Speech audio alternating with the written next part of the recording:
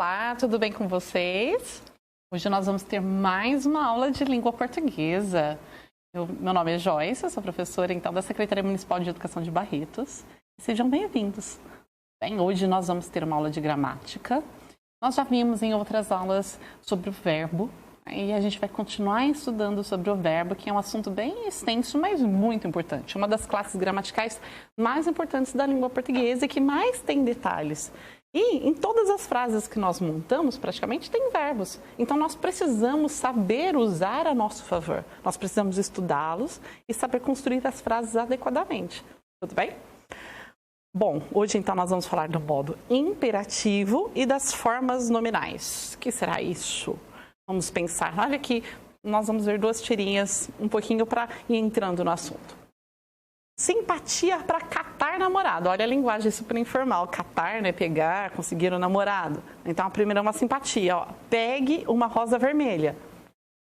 Jogue-a pela janela. E aí, só que ela jogou com o vaso tudo. E olha o que aconteceu. Caiu na cabeça de um rapaz. Então, em vez dela conseguir um namorado, ela machucou um provável, talvez um possível namorado. Né? E aí, tente novamente, agora sem o vaso, né? Então, essa é a primeira tirinha. A segunda, né? Abaixa, enrola, puxa, torce, né? Vira, remexe. E agora? Pula. E quem que fala e? Olha só que os dois primeiros balões ali eram falas de uma pessoa, de um ano, né? Ele está fazendo lá vários truques. E aí, quem fala e na hora, ele fala, olha, as pulgas adoram essa parte da aeróbica. Então, quem estava falando e eram as pulgas, né? Aqueles vários pontinhos ali, que as pulgas adoram essa parte da aeróbica. Bom, aqui então eu tenho vários verbos que estão no modo imperativo. Vários como pegue, jogue, tente, né? Abaixa, enrola, puxa, vira, remexe. Todos esses verbos, então, eles estão nesse modo que nós vamos estudar hoje, que são o modo imperativo. O que é modo verbal? Vamos lembrar? Nós já vimos isso porque nós já estudamos outros dois modos verbais em aulas anteriores. Então, o modo verbal é a maneira pela qual o falante, a pessoa que está usando, que está escrevendo, está falando, expressa sua atitude em relação ao que diz. Como assim? Lembram-se quais são os três modos verbais? O indicativo é usado quando tem certeza. O subjuntivo é usado quando tem, é o contrário da certeza, a dúvida, a possibilidade, né? Uma hipótese. Quando você não tem essa certeza aí, então quando você tem um desejo, você coloca no subjuntivo. E o imperativo, do que será que é esse que nós estamos vendo hoje? Do que será que é? Ó, qual que é a intenção do Ministério da Saúde de utilizar esses verbos aqui? Olha esse cartaz. Então, não deixe a dengue estragar o seu verão. Cubra caixas d'água, tonéis e pneus. O que será, então, esse modo? Olha, qual que é a intenção? Quais são? O não deixe e depois eu tenho o cubra. Dois verbos no modo imperativo. Qual que é a intenção, então, quando eles usam? Orientar a população. Fazer essa orientação, instruir a população de como deve ser a atitude correta. Então, o modo imperativo, ele serve também para orientar, mas ele tem vários sentidos, certo? É um modo imperativo, ele pode ter muitos sentidos, não só esse, né? E tem flexão de tempo? Lembram-se que já falamos do presente, pretérito, futuro? Será que isso também tem no modo imperativo?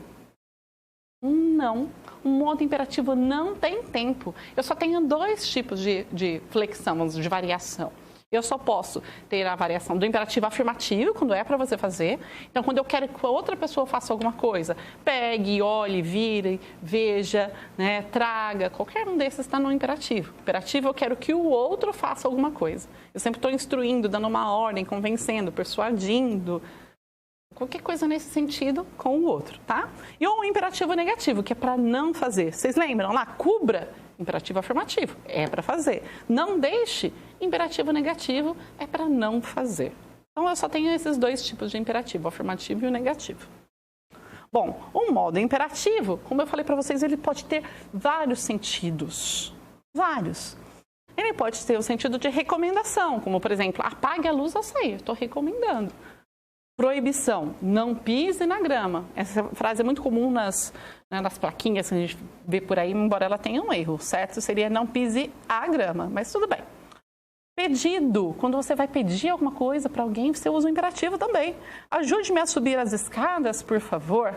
Ou súplica, né? Como na imagem aqui, quando você está implorando, mãe, pelo amor de Deus, por favor, me deixe na casa do fulano, do meu amigo.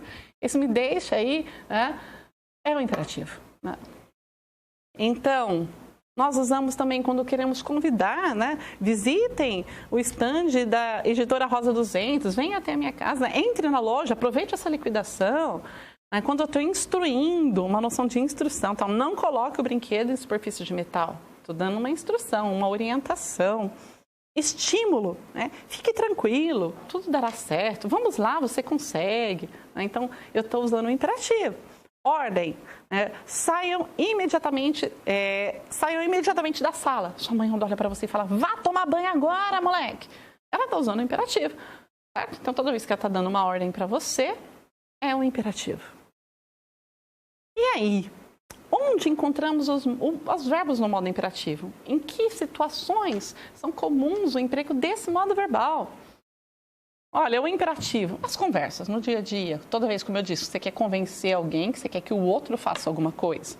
Em receitas, toda vez que você vai ler uma receita lá no modo de preparo, né, pegue uma panela, adicione esse ingrediente, mexa até estar a ponto, leve ao fogo. Então, são verbos no modo imperativo. Nas bulas também, beba isso, use de tantas em tantas horas, procure um médico. Então, ele também é imperativo. Propagandas. Então, em propagandas, para te convencer, para persuadir, né, você tem lá, beba Coca-Cola, compre batom, assine essa revista. Você tem, todas as propagandas, elas empregam aí esse imperativo para tentar persuadir você. Nos enunciados, né, nos enunciados das provas aí, quando eles falam, olha, circule os verbos, leia a tirinha novamente, procure tal coisa no texto, né, escreva. Então, todos esses verbos lá dos enunciados que estão explicando o que você tem que fazer, eles estão no modo imperativo, tá? Além disso, os manuais de instrução, que vão colocar passo a passo como você deve fazer para, sei lá, jogar um jogo, para montar algum aparelho, para fazer alguma coisa, usam o modo imperativo. Então, são esses, entre muitos, os gêneros que empregam o modo imperativo. E como que eu vou saber qual que é o sentido do verbo imperativo? Que sentido que é esse? Se é ordem, né? Se é pedido, se é súplica? Como que eu vou saber? Vocês já pensaram sobre isso? Bom, olha só, queria ver o doutor. Pois não, sente-se, espere um pouco, né? Prefiro não me sentar. Então aqui, olha, o H, ele chega para ver o doutor, e por que ele fala que ele prefere não se sentar? Vocês notaram que abre a cena, né? No começo está fechado, a gente não sabe por quê. E aí, a hora que abre, ele tem uma seta, né? Ele tem aqui uma flecha que está no bumbum. Então, ele quer provavelmente ver o doutor para tirar, e aí ele fala para sentar, prefere que não, obrigada. E quais são os verbos, então, no modo imperativo? Eles são o sente-se, espere, certo? E como que eu vou saber, então, qual é a intenção? Observando o tom de voz, no caso aqui, as imagens, quando ele fala sente-se, espere um pouco, né? Está sendo gentil, está sugerindo, não é uma ordem.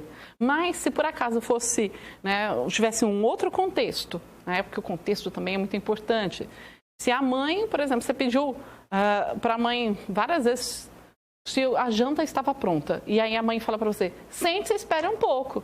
Então, era exatamente a mesma frase que a secretária falou, sente-se, espere um pouco. Mas eu mudei o contexto. Então, deixou de ser um pedido, uma sugestão, uma recomendação, para ser uma ordem. Então, o tom de voz, o jeito que fala, a pontuação, no caso dos textos escritos, o contexto, em que situação que eles estão, é isso que vai me dizer qual é o sentido do modo imperativo. E aí, as formas verbais? Lembram-se, nós vamos estudar modo imperativo e formas nominais do verbo. O que seriam essas formas nominais? Vamos ver mais uma tirinha do Calvin, essa, ó. Espera aí, Rose, o telefone está tocando. E aí ela fala, tomaram que sejam seus pais, tomaram que eles peçam para falar comigo. Aí você vai ficar encrencado. E o Calvin responde, ó, eu o seu namorado, Charlie, é para falar que você está indisposta e não pode atender? Hahaha. Então, ela queria, né, que ele falar que sejam os pais que deixaram encrencado e, na verdade, a história inverteu. Era o namorado dela. Falou, não, deixa eu falar com ele. Por que está em negrito? Porque provavelmente ela está gritando aí, né? Então, Charlie, você não acha que eu poderia arrumar uma namorada melhor? E aí eu tenho o Calvin falando com o namorado dela e estragando, né, o relacionamento. Então, a gente tem uma briga entre os dois. E eu tenho várias formas nominais nessa tirinha. Nós empregamos muitas formas nominais nas nossas frases. Olha, o tocando, o ficar, o encrencado, o falar, o atender, o falar aqui novamente, o arranjar. São todas formas nominais. Vocês viram? Bom, então o que são as formas nominais? São aquelas que não apresentam flexão. Elas não vão ter tempo, elas não vão ter modo, número, não está no indicativo, no subjuntivo, no imperativo, não está no presente, no pretérito, no futuro. E aí o que acontece? Para que elas ganhem essa noção de tempo, elas vão precisar de um outro verbo, elas vão estar na locução verbal. Então, se eu falo, eu estava tocando, só tocando, eu não sei se é presente estou tocando ou estava tocando. Quando eu coloco estava, eu digo que é passado. Quando eu coloco estou, eu digo que é presente. Então, eu preciso de um verbo auxiliar que vai me ajudar a ter essas noções de modo, de tempo, de número. Né? Então, eu vou usar geralmente num parzinho, com outro verbo junto. E geralmente aí também elas podem funcionar como outra classe gramatical, como nomes. Por isso que a gente chama de forma nominal. Então, muitas vezes, o infinitivo, por exemplo, eu vou jantar. Jantar é verbo. Mas se eu falo, o jantar estava delicioso, ele deixa de ser verbo e se torna substantivo. O particípio, por exemplo, eu tinha acabado a prova. Então, é verbo, mas se eu falo a prova acabada, no sentido de terminada, deixa de ser verbo, está do lado substantivo, ele é um adjetivo. Assim como o gerúndio, ele também pode funcionar como se fosse um advérbio. Então, dentro das frases, essas formas nominais podem ser verbo ou elas podem funcionar como nomes. Por isso, forma nominal. E aí, então, o infinitivo, lá na tirinha, a gente tinha falar, atender, arranjar. O gerúndio, eu tenho tocando, e o particípio, por exemplo, encrencado. Então, eu tenho as 3 formas nominais naquela tirinha. E o que seria, então? O infinitivo é o que? É o nome do verbo. Então, o verbo falar, correr, olhar, né? Olha, falar, correr, partir, ele vai ter essa desinência, essa terminação que é o R. Vai terminar em ar, er, ir, no caso do por, repor, compor, também or. Então, ele vai terminar sempre com R. O gerúndio, ele vai expressar o quê? Uma ação ou que ela tem uma durabilidade maior, uma duração, ou inacabada. Eu estava tocando quando ele chegou. Então, esse tocando, gerúndio, certo? Porque é uma ação que foi interrompida, que ela não tinha terminado. E aí, ele vai sempre terminar esse NDO, ando, endo, indo, tá? Então, falando, correndo, partindo, isso aqui é o gerúndio.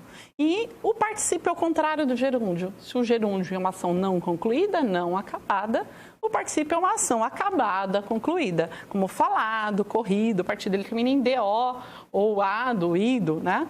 O ado, a primeira conjugação, e a segunda, a terceira em ido. Só que o particípio ele tem uma peculiaridade. Muitas vezes, eles não vão terminar em ado, ido. Não vai ter essa terminação. Existe um tipo de particípio que é o particípio irregular, certo? Olha esses casos. Escrever não é escrevido, eu tinha escrevido, eu tinha escrito. Né? Fazer não é eu tinha fazido, eu tinha feito. Cobrir não é tinha cobrido, eu tinha coberto. Pôr não é eu tinha podido, eu tinha posto. E outros verbos, então esse aqui eu só tenho o particípio irregular, ele tem 2 particípios, são os que nós chamamos de verbos abundantes. Eu tenho 2 formas para o particípio, tá? Uma que é regular e outra irregular, como por exemplo, aceitar, eu tenho o aceitado e o aceito. Eleger, eu tinha o elegido e o eleito. Então, esse governador, ele foi elegido? Não, ele foi eleito. Esse governador, ele está elegido? Não, ele está eleito. Esse governador tinha sido eleito? Não, ele tinha sido elegido. E aí eu tenho, então, Eu tenho uma variação, as folhas estão impressas ou estão imprimidas? As folhas estão impressas. Elas foram impressas, eu havia imprimido. Então, às vezes, depende do que para eu determinar qual o particípio do verbo auxiliar. Qual que vem antes. Se por acaso eu uso o ter e o haver, eu vou ter aí tinha ou havia imprimido, é o particípio regular, terminado em ado ou ido. Se por acaso o verbo que vem antes é o ser e o estar, então os documentos foram ou estavam impressos, é o particípio irregular. Então, nota, é o verbo que vem antes do particípio que vai determinar se eu vou usar um ou vou usar outro. E aí, para a gente retomar tudo que nós vimos, o modo imperativo, ele vai ser ou afirmativo ou negativo, ele tem vários sentidos, como proibição, recomendação, pedido, ordem, súplica, instrução, estímulo, convite, né? E as formas nominais, elas não apresentam essa flexão de tempo, modo, número, eu preciso de outro verbo para ajudá-lo. E eles são quais as formas nominais? O infinitivo, o gerúndio e o particípio. Então, foi esse o assunto de hoje. Foi isso que nós estudamos. Espero que vocês tenham entendido, gostado. E a gente se vê numa próxima aula. Até mais. Tchau, tchau.